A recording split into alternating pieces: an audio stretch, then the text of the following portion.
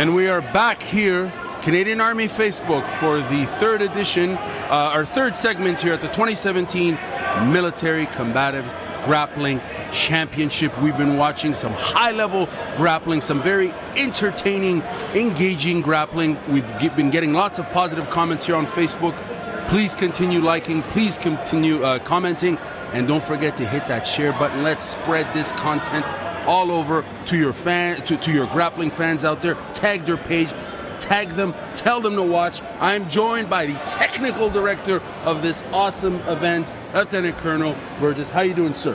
Hi, how are you doing today? I'm happy to be here. We're all happy to be here watching these amazing, this pan-CAF event, these grapplers from all over, from all the different elements partaking in this amazing military combative sport.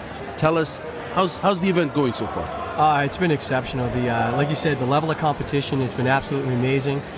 We have teams and competitors that are here from as far away as Esquimalt on the west coast and Shearwater on the east coast. So right now we have approximately 35 units that are competing, and they represent the Army, the Air Force, the Navy, and Special Operations. Both male and female. We have privates competing right up to lieutenant colonels competing. These are COs of units and troopers in the line. So it is truly a pan-CAF event, and we have captured an amazing cross-segment of folks that are competing here today. And as you can probably see from a lot of the fights that have already happened, it's very high-level fighting. We have a lot of people here with a great deal of experience in the grappling world, and now they're being given an opportunity now to showcase this within a military environment, and putting it on the line, representing their teams, representing their nation, and showing that we are the holders of warrior culture, and we are the warrior tradition of Canada, and that's invested within the Canadian Armed Forces. Now, for people watching who might not be very familiar with grappling culture, particularly military combatives, if you can give us a quick kind of synopsis or summary of the history of military combatives in CAF, please. Well, the history of military combatives in CAF is just interesting because prior to 1942, in World War II, actually, most of the influence for combatives that was being executed by the Canadian military at that time was really influenced mostly by a handful of instructors in the United States and a handful of instructors from Britain who actually worked with the Shanghai police at that time, after the post-World War I, but prior to 1942, World War II. So what ended up happening was it was really the Canadian Special Operations Forces at that time in '42, specifically the 1st Special Service Force, that really took it under their wing and started developing what we would say is the kind of the forerunner to modern combatives today, like the hand-to-hand combat, tactical shooting, things like that. So then, but after World War II, quite honestly, a lot of it kind of went on the back burner, and a lot of that was because of the political environment at the time. We were entering into a Cold War. We saw the rise of the Soviet Union, the U.S. following the end of the war, and we were kind of embroiled into that political environment. So, the requirement, the need, the importance placed upon hand-to-hand combat really kind of died away because we were starting to develop technology that could strike from a lot greater distances. So anytime that happens, the focus became on long-range weapons rather than the close-quarter range, which is defined as 25 meters or less. So, but now what we understand and what we have seen since the end of the Cold War in the early 90s is that we've moved back. The tactical scenario, the tactical environment that we're working in today is back to the close-quarter range. 80% of the world population lives in built-up urban areas. So urban combat. Yeah, exactly. So it becomes urban combat. So we're not in a position now where we are able to use weapons of a greater range, and even high precision weapons are limited because of collateral damage. We need to be careful. Like, we're not there to engage anyone except combatants. So we need to be careful. That's our due diligence, and that is what is expected of us on the world stage when we're prosecuting operations abroad. So all of that said, it has driven us back down a path where we have to get back into the close quarter range again. It has become more paramount than ever. And when you look at the use of force and the force continuum and how we engage combatants in these types of urban built-up areas, we have to be very methodical, very surgical, and we cannot risk any type of collateral damage. That's a complete failure for us. So it has driven us back to the fact that we need to increase our hand-to-hand combat skills, and we have to put that back in the arsenal. So all of that now, since since 2013, which is when this tournament was actually established, and it grew from a very small tournament with just a handful of folks here, mostly from Garrison Petawawa, competing. Now we've had competitions in Edmonton, we've had competitions in Valcartier. We're on the 5th competition here now for the Military Combatives Championships at Garrison Petawawa, and it's growing by leaps and bounds. We have numbers of units competing. Like I said, 35 units are represented here today, and it's all trades, it's all rank levels, and all services. So that's a huge success. It's amazing the level of enthusiasm in this room. I mean, we were here yesterday for the open roll session where practitioners were warming up, training in preparation for this, and the amount of enthusiasm in the air, that was shared in terms of people just being happy to be here to partake in this event. What do you think it means for these competitors, the beginners, the intermediate grapplers, the advanced grapplers? What do you think it means for them to come out here and on the tatamis and engage in military combatives? Well, I think obviously, the obvious thing is it's the practical skill development and the tactics that are associated with the grappling portion of hand-to-hand combat. So that's an easy one. Most people can get that one right out of the gate. But the other part is that it's also developing warrior mindset and developing that combative culture that is something that is owned by all of us in the forces. And again, it's not gender specific, not rank specific, not trade specific. But the upshot of it is that you can see here, and you can see the level of competition, the camaraderie, folks cheering on their teammates, teams cheering on each other's teams, is that... And the respect, too. There's so much respect. It's an incredible amount of esprit de corps. And when you talk about respect, it's because at the end of the day, we are all professional soldiers. And we are, the Canadian Armed Forces is one of the most professional and capable militaries on the planet. I believe that. Our leadership knows that. And they know that. They have something to be proud of. They're Canadian soldiers, and there is nothing more worthwhile in Canada than to serve your nation. And all these folks here, all these men and women here that are today, are demonstrating not only that technical prowess and their ability to want to close with the enemy if they are required to do so on behalf of the citizens of this country, but they will do it in a competent, professional manner, and they will do it in a way that Canadians expect them to do it. And I think that's what you're seeing here today. It's mutual respect, because we're all here to get better. Right. It's nice to win medals and trophies and all that good stuff, and that's great stuff, right? But at the end of the day, that is what is really all about. It's developing those combative skill sets and learning to work together as a team, because as a team, we either succeed together or we're going to fail together. We know for a fact that people online are really enjoying this. They're sharing this actively. They're liking this. Now, there's clearly a movement going on here, because every year you guys are the number of participants are growing. The number of spectators are growing. This is a successful event, clearly. In your opinion, what's the future of combatives in CAF? Well, I think, just as you said, I think that the future is very bright for the combatives movement. And I say movement because this really is a grassroots movement. Right. This is the soldiers, the sailors, the aviators, the special operators, having a direct say in what their culture is going to be, what they value as a skill set. I always say there's only 3 legitimate military skill sets, and that being primarily hand-to-hand combat, shooting, and fieldcraft. And the reason why I say that is because these are the only 3 skill sets that save your life in combat. Everything else is trade specific. And yeah, it's important. We all have our day job, so to speak. We all, we're operators, or we're folks that are enabling operations, and all of that is critically important for the successful and efficient functioning of any military. However, there should be a common thread that runs through our culture, whether you're an operator or a supporter, and that is the combative spirit. That is the combative ethos, and that is our warrior ethos. That's our warrior culture. So it's very important, and I message this right across and up and down and across chains of command. I travel across Canada giving seminars and doing combatives training. both on the conventional side and for special operations. And it is just something that is definitely growing in support all the time. Now, the caveat to that obviously is that there's only so many hours in the day. Sure. There's so much to do. Our soldiers are asked to do a lot. They do a lot of heavy lifting for the size. We're a very small force. We're only around 63,000 folks all in, and we have a tremendous operational tempo. So, even here today, we had lots of folks. They're either deployed on operations or on exercise or preparing for operations, providing domestic assistance for operations. So so we're always going to be limited that way because obviously the primary objective for the Canadian Forces is the execution of operations. So we're always going to face that. There's no good time, so to say, to actually do a tournament like this because there's always going to be folks that would like to be here but can't because they're either deployed on missions currently right now or they're preparing to go on missions.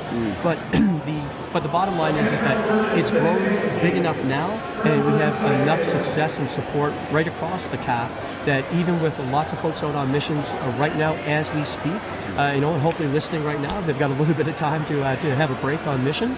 And watching all of this here, and you'll see that we on average grow about 20 to 25% in attendance every year. That is awesome, and that's been since 2013. Awesome. Yeah, that is great. There's a big demand for this sort of content. I know as I love combat sports and grappling sports in particular, and there's a huge demand for this sort of content online. People love to see grappling sports, but this is such a unique event as you described it because it's a pan-CAF grappling. It's the nationals, right? Yes, it's the national championship. Yeah, we've de facto become the national champions. Yes. Although, but in all fairness, so like I said, we've already had two of the other brigades, 5 Brigade in Quebec and 1 Brigade in Edmonton. They've hosted combatives tournaments as well. Sure. We stay linked in very closely with all of the other brigades and units that are doing combatives tournaments, whether it's at the brigade level or the unit level, just so that we create a consistency amongst what the objectives are for the tournament, but also that we realize that we're all on the same team here. Like we're all working towards the same objective. I have the privilege because of my position to be able to speak on behalf of a lot of the military folks and that when I'm talking. But at the end of the day, it's not my culture, it's our culture. I just have that privilege to be able to speak for these great men and women in uniform to try to do what I can to help this move forward. But you're an excellent communicator, by the way. Oh, thanks. Yeah, I usually get that I talk too much, right? But, no, keep talking. People are liking this. This is a very informative session, and we appreciate what you're saying. Now, let's jump into the match, and let's see some action. Yeah, let's check it out here. We're over at mat number 6. We're seeing the opponent there with the black shirt. He was just inside control. Oh yeah, beautiful reversal. He's got kind of a half butterfly hook going here for all the jiu-jitsu folks out there. With a nice over-under.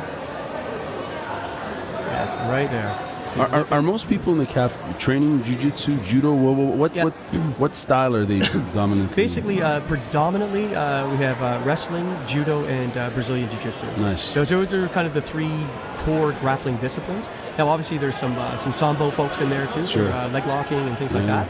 And you'll see both, kind of the traditional judo wrestling takedowns, but you'll see a lot of the groundwork that you find in Brazilian jiu-jitsu and sambo. So it's really quite a mix.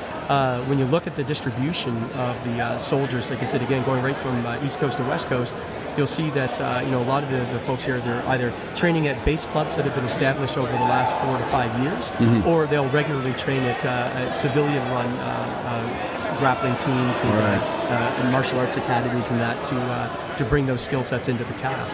And we get a lot of support from a lot of the civilian martial arts world. Like I said, a lot of soldiers will train on different teams, regardless of the style. And they've always been tremendous supporters of the Canadian military.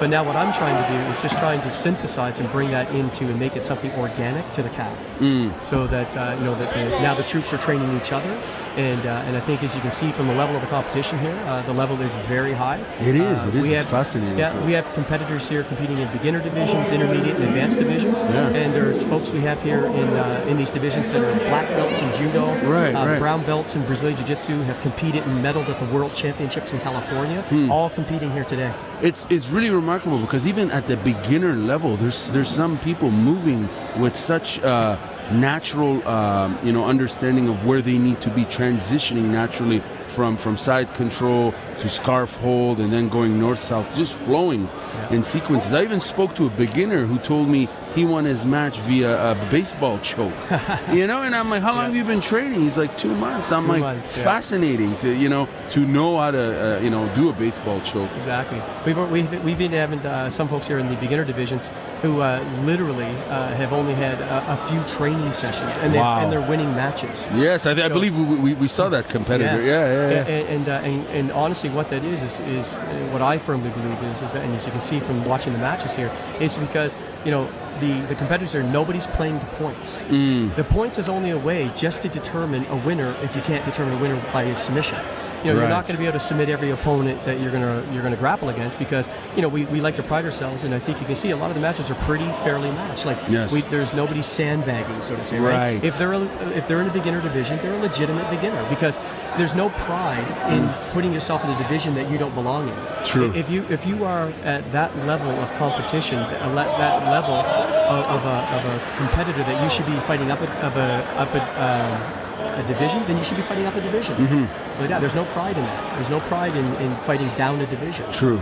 Now we just saw a break in here. We just saw a submission here with an ankle lock. Right. So as most of the judo folks will know, is that you don't cross your feet when you back mount someone because there's a nice little ankle lock there. So the judoka know that, and so do the sambo players. It's awesome to see all these different styles being represented in military combatives. I've seen so many interesting. I saw someone doing a flying triangle choke. As I mentioned, someone transitioning from an armbar to a straight Achilles lock like it was nothing. It's fascinating. Now let's talk about the women in grappling. Obviously, there's a lot of women competing here today, and it's great to see both on the military side and the civilian side that women compete in grappling. How is that going thus far? That's going really well. And it's one of those things, and one of the things that I always message when I'm traveling is that the expression I like to use is that bullets don't know cap badges and they don't know gender. We are all combatants. We all put the uniform on, and we have all taken our oath to this country to serve our nation. And that may require us going into high threat, hostile environments where we could potentially be seriously injured or even potentially die.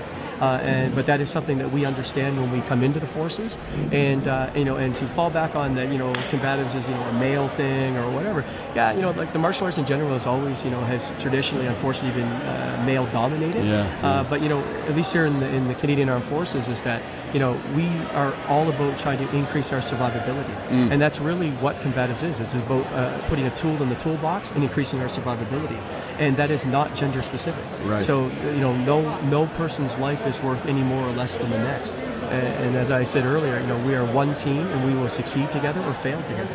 Everyone's life is valuable, and it's about providing them the tools that they require to come back safe when we go to these places. For sure. Now, sir, yesterday you spoke about how, obviously grappling sports provides a variety of tools for people in the competition setting, but off the tatamis and outside of the dojo, there's a lot of benefits to grappling, is there not? But in terms of being able to stay calm and to focus. Absolutely. And actually, quite recently, in the last few years, even the U.S. military and more so ourselves as well in the Canadian forces, really taken a serious look at its relation, combatives in general, grappling specifically, in relation to PTSD. Right. Unfortunately, and I've lost friends of mine in combat, and I have some of my own students that I teach here regularly in Petawawa, and also in the National Capital Region in Ottawa, and that do suffer from PTSD, and as a result of things that have happened to them in the Canadian Forces and environments that they've been put in, and we have an absolutely incredible medical support system, social work and psychology departments and things like that, and the forces works very, very hard to help these injured and ill soldiers to work through these difficulties. For example, today we're raising money in addition to the military training exercise that we're watching right now. Is we're also using this as an opportunity to raise money for Soldier On, and Soldier On is a wonderful organization that helps to support injured and ill soldiers to get back to where they were before and to work through these difficulties. So a lot of studies that are especially coming out of the United States is showing that when soldiers that participate regularly in routine combatives training, they actually start to be able to deal better with the symptoms of PTSD. Because, and I think quite honestly what's happening there is that it gives them a sense of control back again. What they do is they realize that, things are tough. Sometimes we have to work through adversity. And if watching some of these matches here right now, there's not too much more adverse than that. Seriously. They're under a lot of pressure. And what I like to say is that combatives is all about making tough decisions under a lot of pressure. So, and the direct correlation there to things like PTSD and things like that is that you get that sense of control back again. The other part is that folks feel that they are part of a team. They're all working together. You see them here. They're cheering each other on. They're showing a lot of their unit pride. They're showing their pride in the Canadian Forces. And they're learning that, just because life is difficult, I'll get through this. I'll make it. I'll do it. And we encourage that. We encourage them. We give them lots of praise and encouragement and show that you can do this. Life is tough. It's just part of life. That's becoming more well known now, and there's other militaries right now, and ourselves included. We're looking at all these different ways that we can provide the best possible care that we possibly can to our injured and ill soldiers, and the Canadian Forces takes a lot of pride in that, and they do a wonderful job to both try to identify these issues and the best way to approach it. And I just think that combatives and this kind of training is just maybe we'll be able to help provide a small part of that, and to help the health professionals dealing with the folks that need our help in their greatest time of need. Now,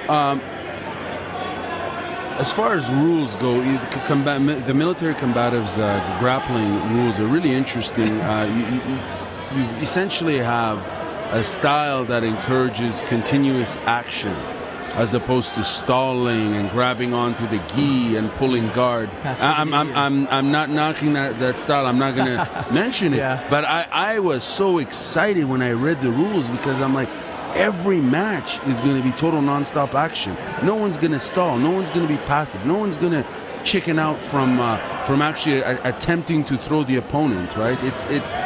Speak to us about the rules, please. Yeah, and I think with all that being said, I think as probably our viewers online here have seen, is that I don't think there's been any slow matches here. There hasn't. You can see that the aggression level is very high, but what it is, it's a controlled technical aggression. The rules are set up in such a way, and how all of the competitors train is that they're here to fight. They're here to finish the fight. We don't play to points.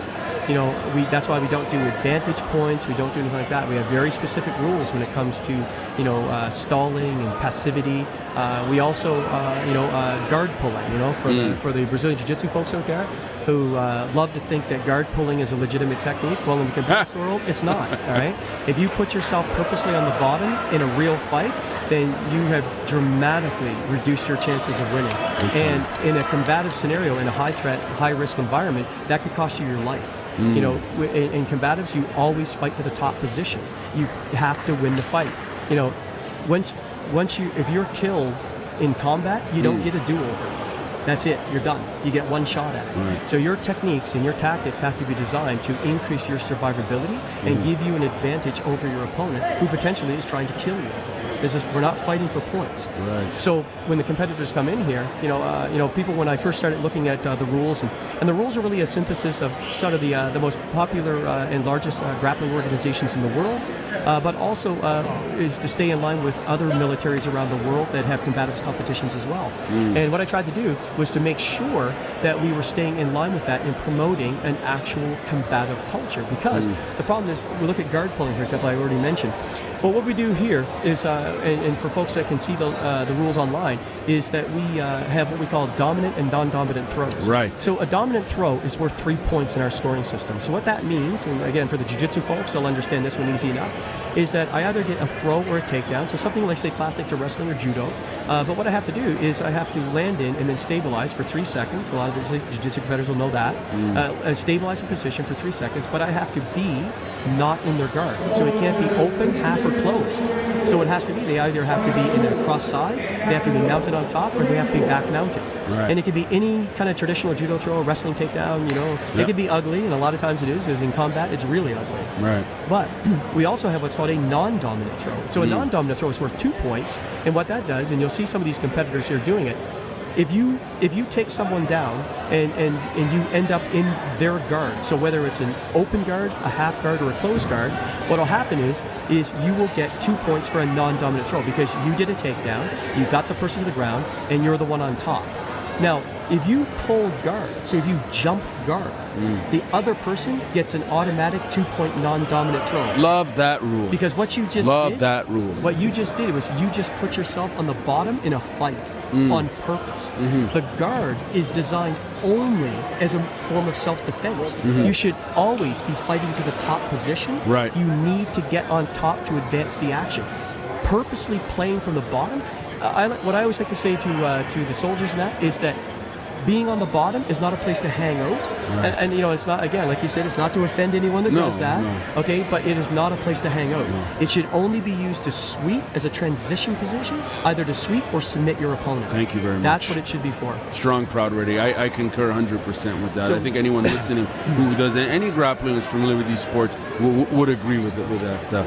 Sir. So what it's done, and then just to kind of finish that piece off, is that it's created a lot of high-speed action because folks are working for real takedowns, real throws, and to be honest with you, in the 5 years that we've had this tournament going here in Petawawa, every person who has pulled guard actually lost their matches. There you go. Because they're down by 2 points right away. You can't get advantage points, and if you either have to sweep the person or submit them.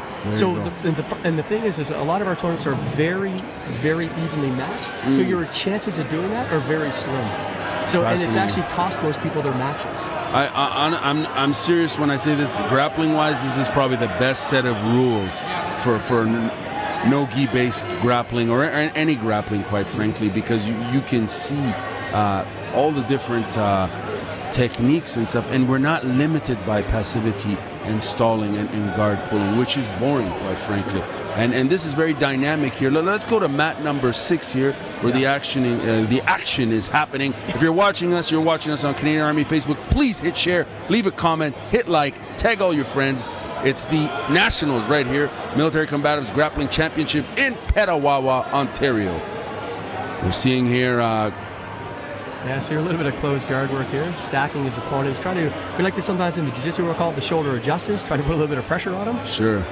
So obviously he's going to try to posture here, win the grip fight, posture up to try to start passing that guard. As you can see, the opponent on the bottoms, keeping a nice toes-tight guard. That's another thing that we do look at combatives is you won't see a lot of combatives folks playing open guard.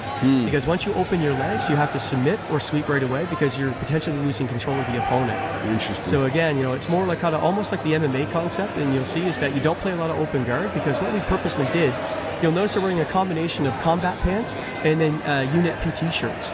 So what happens there is what that's done, that has created a hybrid version of gi and no-gi. Because they can grab the pants, which is like grabbing the gi bottoms for all the judo and the grapplers. But with no gi top, it eliminates all of the stalling because of holding. And what it also does is it speeds up the action. So this was something that was thought about a lot when the rules for the standard rules for military combatives was being developed, because we wanted to make sure we still had to be able to wear the right uniforms in so that you could still do fairly complex submissions and have a lot of good technical action, but also not slow it down so that people were being able to be passive and things like that. There now he's nice head and arm choke. Beautiful. Rolled him out and submission. And he transitioned and he rolled into that. Yeah. So you can see right there, as soon as he opened his guard, he immediately transitioned because he's trying to finish the fight. Right. So he locked on a nice head and arm choke and caught him really quick. Right on. Excellent. Good job. See, it's always pushing action. In a combative scenario, you are always in danger of losing. And you know that you make one small mistake and you're finished. And that's what real combat is.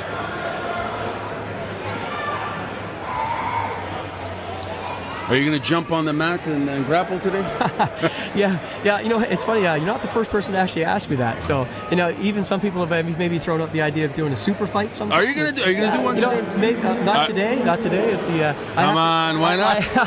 Just one, brother. I'm just like an old guy now, right? No, you're not. I'm just that talking head guy. Come on. But no, yeah, you know. How about a demo or something? Yeah, maybe. I think our fans on your fans on Facebook right now want to see it. Isn't that right? If you want to see it, let's make it happen. You know what? I'm putting him on the spot here. Yeah, exactly. Yeah, right? sorry. But no. That's hey. You know what? It's Combatives is about prove it. Yeah, you gotta prove it. And so we did see you roll yesterday. We were watching that. I always go in for the free roll. We always do on the Friday night prior to the competition, and we usually have about 40 to 50 folks who will participate in that. Now that one there is also not just military folks. We'll have a lot of civilians and other coaches will come in, and what that is for is designed to build that little bit of team camaraderie, gives the competitors a chance to roll with the referees, and so it's a really great opportunity to continue to build that esprit de corps, and also to give folks who would normally not compete against each other because they're in weight divisions or categories, but now it's just a free open roll, so they get to meet some of their friends and all that stuff that they might not normally fight here. Right. So it gives them that opportunity. So I always make sure that I get in for that and to do a couple hours with everybody, and so everybody gets a shot at me. So, it's a big community, eh? It is. It is like the martial arts community in general. As you can see, the esprit de corps is high. It teaches us again to work together as a team, as the Canadian Armed Forces, and like the martial arts community, we're bonded. I like to say that we're bonded through combat. Right. I like to always say that warriors are forged in fire. And this is the proving grounds, and when you work through these kind of things and you're pushing each other on the mats like this to be better, and you're pushing each other hard because there's a winner and there's a loser, and I like that. I don't like gray areas. I like to be winners and losers, but we always at the end of the day know that we're here to make each other better. Right. And that really comes through, and you'll see it, and it really truly is the brothers and sisters in arms. Mat number 6, we're seeing a straight Achilles attempt. Straight Achilles attempt right there. Yeah. It's got a nice lock in the leg for control. He's executing perpendicular to the ankle. So in our rules, we don't have any twisting heel hooks or anything like that. Right. It's a safety consideration. But you'll notice he's doing and he got it. And he got it right there. Bam. So he executes perpendicular to the joint to lock on the submission. So that was a very close match, actually. He was almost actually submitted earlier. Yeah, I said rear naked choke. Yeah, he had a rear naked choke going. And he was calm. But you see how he calmed? Yeah. He worked through it Yeah. and overcome adversity. You are never done until you're done. And it's crazy because the rear naked choke, I mean, for anyone who does grappling, the pressure is on, no pun intended. And you get not scared, but the pressure's on, and you got to scramble and get up. But he was cool and calm. And that's what you learn through combatives training. Wow. Is that you can lose a fight in a heartbeat. Man. You have to stay calm. You have to stay relaxed. Work through the problem. It's just a problem set. That's all it is. Man. And in the Canadian Forces, that's what we do. We solve problems, and we solve the problems that no one else can. Outstanding. Seriously, like the rear naked choke. It's the type of submission. It's a choke, and if it's applied accordingly, it's people tap or go to sleep. It is a lethal submission.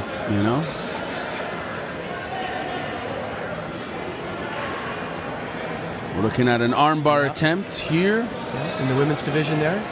Yeah. Some high-level grappling here in the women's and the men's. This is great. Pressure on the legs here to control the position. Now there she goes. She's locking elbow to elbow to increase the power. Oh, nice turn. Excellent. Okay, moving out of bounds.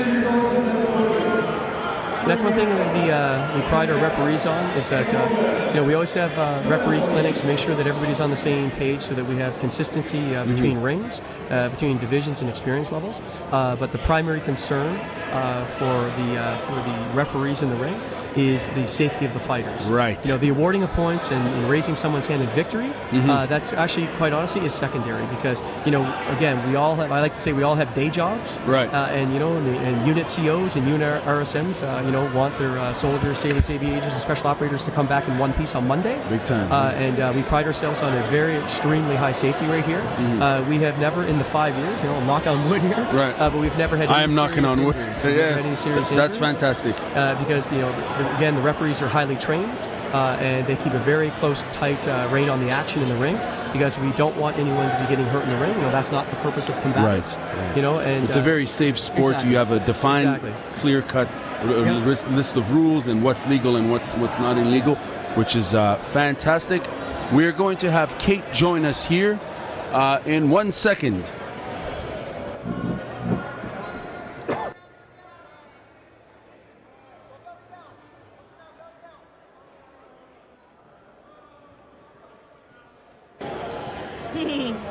Just so everyone knows, I'm his favorite student.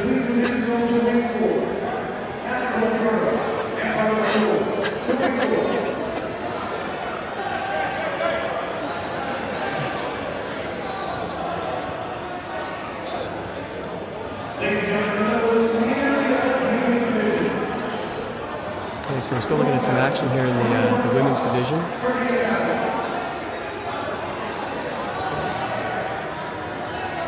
Just trying to control the position here, upward pressure, sliding up towards the shoulders, just to take her weight off the hips. The power center for any turn is through the hips. And now she's attempting to another armbar again. She'll squeeze her knees together and she'll lock her feet together so she can lock elbow to elbow. So that's a tremendous amount of strength that she'll use. She'll readjust her position. She has to overcome that grip. So you can see that she's methodically working through to break that grip. She has to win that grip fight, then she'll have it. Very quick. Excellent reversal. Okay, now she's in risk of a triangle choke. She has to be careful. She's got to keep her weight down. She has to drive that shoulder in. So as you can see, she's trying to work through that right now. So she's going to stay low and heavy so she can't close off that triangle. Excellent work, excellent work. So we've seen over the last 5 years of the combatives competition here in Canada is that we're starting to have a lot more female competitors now fighting. And what that does is showing that, again, as I said earlier, is that this is truly pan-CAF, and combatives is not gender-specific, it's not rank-specific, it's not trade-specific. So, soldiers, we're all ordered into harm's way. Once we take our oath that we're going to serve our nation, what we have to do is we're all prepared to go to combat, and we're all prepared to do what is required on behalf of our country. So you'll see the level of the female competitors is very high, just like the men, and they're pushing the action. You can see the fighting spirit and driving hard through here. This is excellent action in the female division.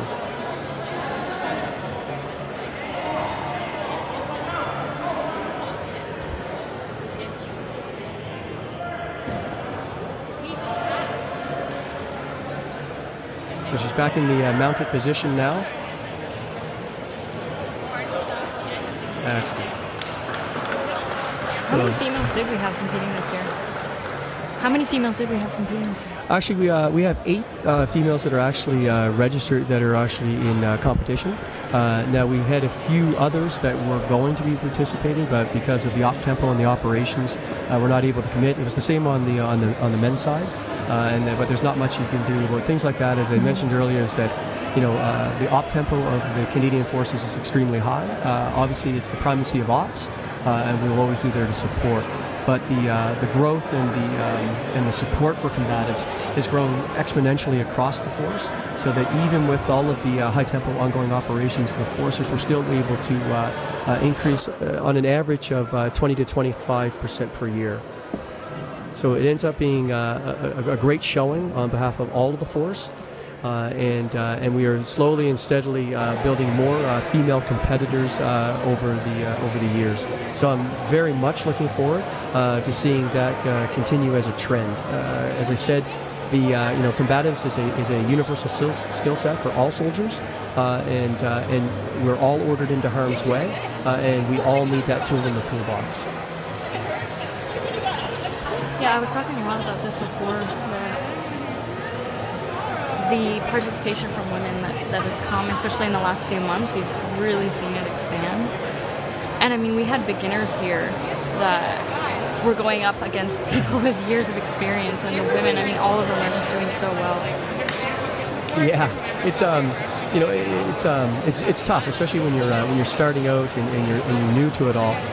There's obviously there's the overcoming the fear of going into a combatives match against someone, and you get the butterflies in the stomach.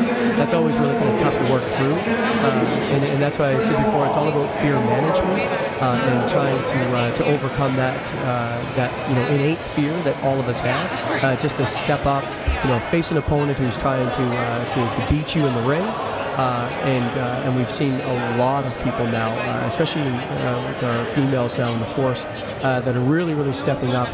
They're participating in combatives teams across the force. They're doing a lot more martial arts training, whether it's wrestling or judo or Brazilian Jiu-Jitsu, in civilian clubs and things like that. So they're bringing all of that heart and desire, that will to win, back into the force itself. So it's very encouraging. It's very positive because it's all of these folks, men and women, privates to lieutenant colonels to all those senior folks, regular force, reserve force, that is the future of combative culture in the Canadian Forces. And I've said numerous times that this is a grassroots movement.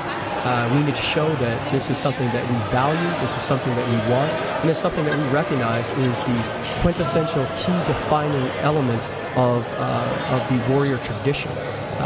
Throughout recorded human history, this is a skill set that has been that defining character of every warrior culture. And the Canadian Forces, we are the holders of the profession of arms. We are the folks that will be the embodiment of what combative culture is in Canada. It's incredible.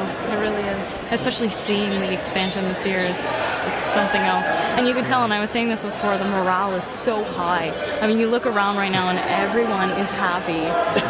It's incredible. Yeah, you'll see, it's funny because you'll see actual teams rooting for each other. And even teams that are competing against each other. And I think really what that speaks to is the fact that we actually are one team with the Canadian Armed Forces. That's the only team. We just happen to be here and, we're representing our units and our commanding officers and our regimental sergeant majors and all those folks, and there's always going to be unit pride, and that unit pride really usually shows itself when they're stepping up on the podium and they're getting their hardware and all that kind of stuff. You see it there, but at the end of the day, we're all here to make ourselves better, and we're all here to help each other. It's not, it's not one person over the other. It's you can hear it.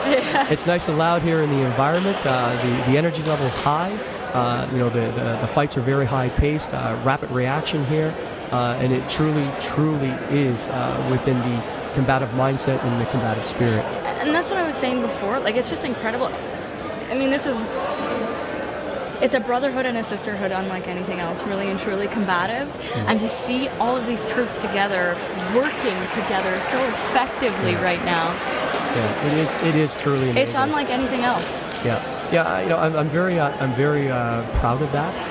That we are, really getting an opportunity to engage in this, and I really have to give a big shout out to, especially the chain of command here. The commander of Force VSG, and all of the PSP staff here at Garrison Petawawa. Base ops, all of the participating units that volunteer to provide both equipment and personnel to help set up. To Field Am provided the medic that is providing our medical coverage here for the tournament today. Because like any other range that we conduct in the forces, safety is paramount. Safety is the number one rule. The end result is, the enhancement of our collective combative culture.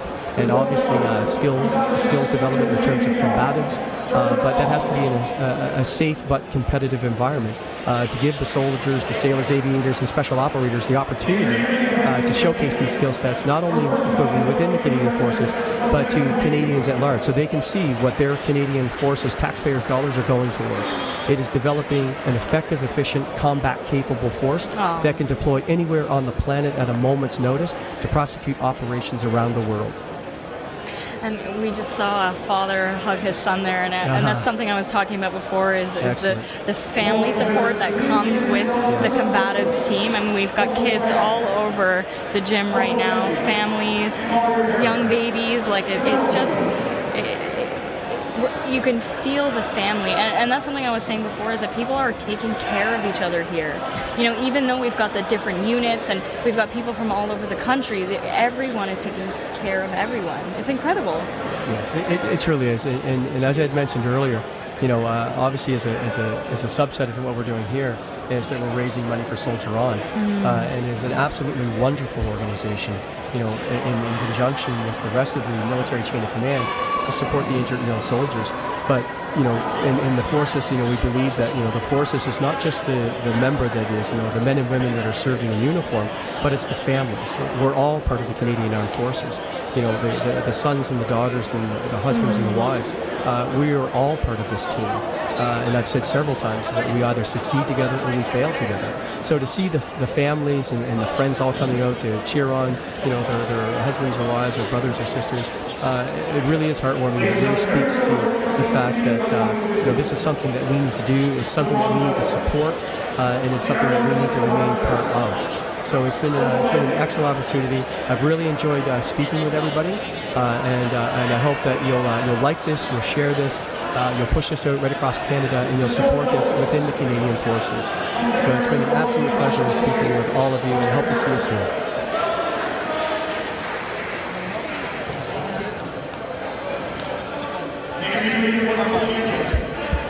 So as you can see here, we have a lot more skill going on.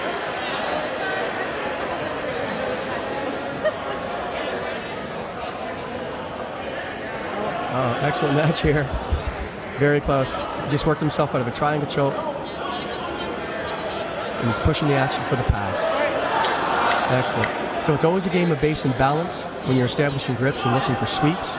And as you can see, once again, you know, the action is extremely fast. They're pushing hard for a position to ensure that they're going to be always top dominant position. So within the combative spirit, as you can see, no one here is playing for points. They're pushing the action. They're always trying to improve their position with a view to submitting their opponent. They want to end the match, not win by points, and try to really, really push the action here. So you're seeing a lot of high-level action here, a lot of flow, playing grips and base and balance. He's repositioned himself into the guard now.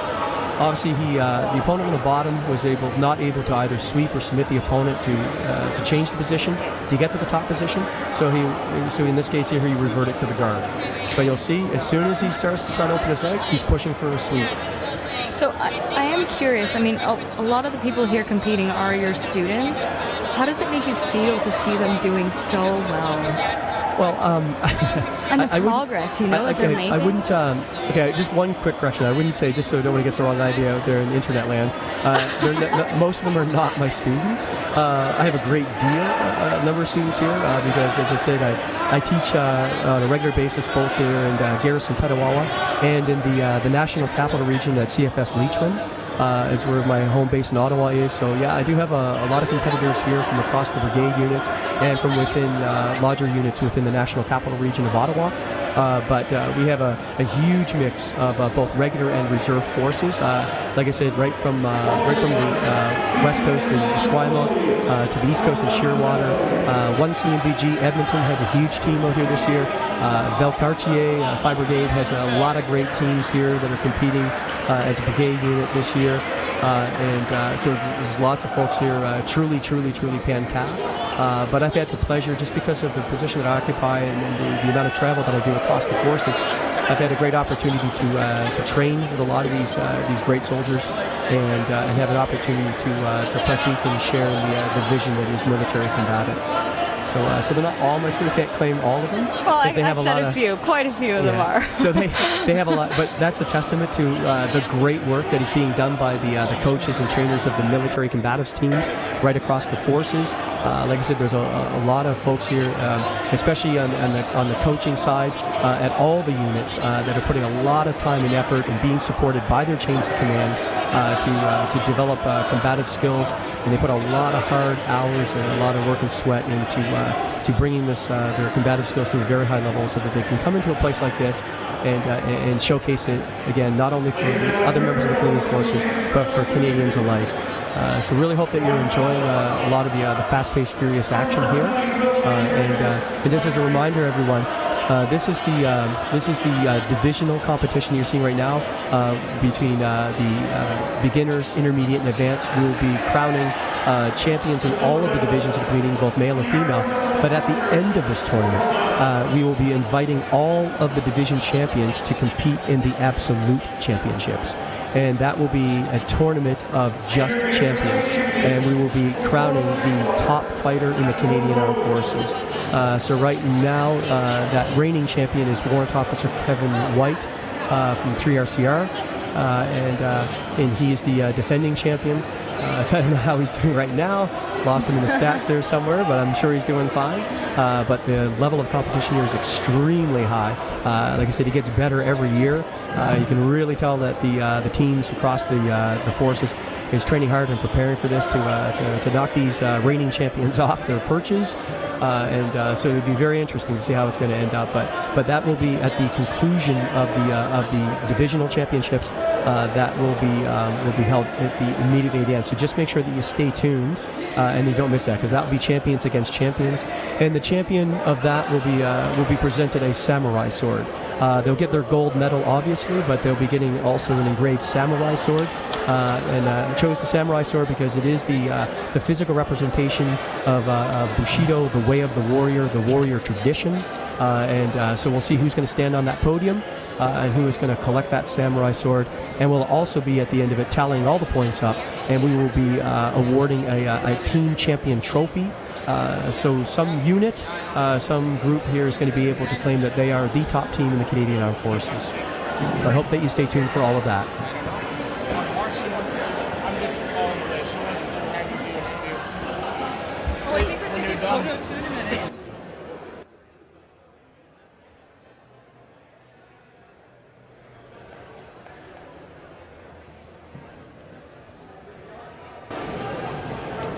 How is the competition going? Oh, it is outstanding. As you can see, the energy level is still extremely high. The action is staying fast-paced. I just mentioned to everybody a little while ago that at the conclusion of the divisional championships here, we will be inviting all of the divisional championships to compete in the absolute championships. That will be champion versus champion. Yeah. And somebody's going to be claiming that samurai sword at the end of it, and we'll be able to have bragging rights that they are the top grappler, top combatives fighter in the Canadian Armed Forces. And another team, a unit, is going to be able to claim that team championship trophy and claim they are the best.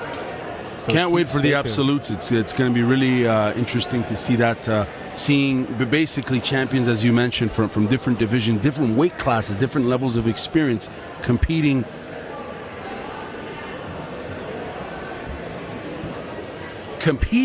at the grappling championships here. We've just been informed that $3,000 has been raised for Soldier On. So this is great. Obviously, this event is. Do you want to talk a little bit about Soldier On? Yeah, that is actually. So I mentioned a little while ago, there, folks, during the broadcast here, is that in the first year when we kicked off the Combatives tournament in 2013. We started to look around that not only will we be using it as an opportunity for folks to train combatives and to come into a sportive environment so that they could test themselves against each other, because I like to say that this is the proving grounds. Talk is cheap. You have to be able to step up. You have to be able to prove it. If you say you're the best, then show me you're the best. All right, and it's a very clear winner in combatives. So what we also looked at though in the second year is that we wanted to give back in another more broader general sense to the entire Canadian Armed Forces community. As I already mentioned, the Canadian Armed Forces is not just the folks that are serving in uniform, but they're the sons and the daughters and the wives and the husbands it's all the members. It's the extended family of the forces, and the entire chain of command of the Canadian Forces prides itself in providing support not only directly to the soldiers and sailors, aviators, and special operators, but to their families, because we're all part of this. We're all part of the Canadian Armed Forces. So it only made sense for us that we would partner ourselves with Soldier On. It is an absolutely wonderful organization that raises money and helps injured and ill soldiers across the force to overcome the challenges that they're currently facing. I like to say that we are warriors helping warriors. They have made their commitment just like the rest of us, and they've been asked to sacrifice on behalf of their nation. So the least that we can do is to help them in their time of greatest need when they came to us in our time of greatest need.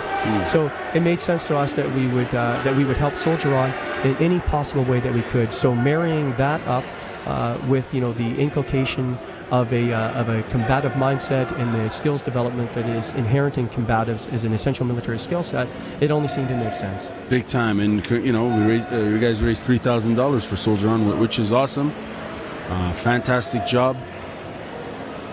Yeah, and all of those donations they come from the entrance fees that the competitors pay. It's considered a personal donation to Soldier On. That's separate of the military exercise portion of it. Like the actual tournament itself is a military training exercise, but we encourage all of the folks that are competing to make a donation to Soldier On.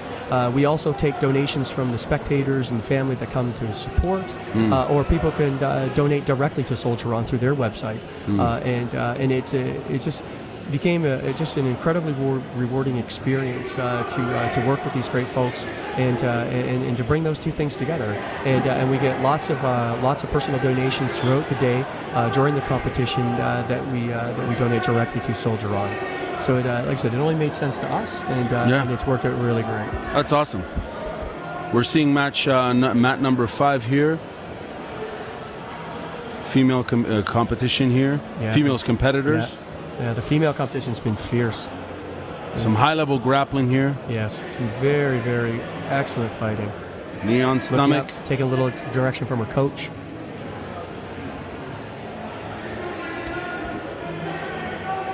You get 4 points for knee on stomach. Excellent. A lot of great control from cross side. Pushing the action again for a knee on stomach.